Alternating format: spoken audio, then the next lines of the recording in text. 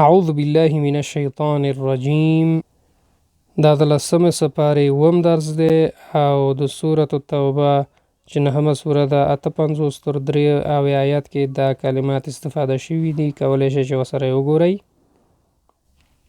یلمزک عیبجن ګڼي تا، یسخطون په قهر کیږي، راغبون تمه کوونکي یو، والغارمین مفهوم دی او پور وړوکي، یعنی مفهوم دا دی چې قرضداران. من یحادد هر څوک چې مخالفت وکړي، لا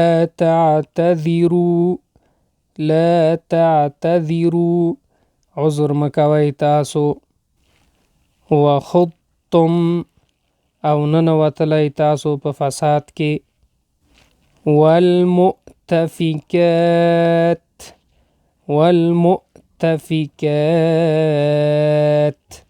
او چپه کړی شوو کلیو، فی جنات عدن او په جنتونو تل اوسیدلو کې،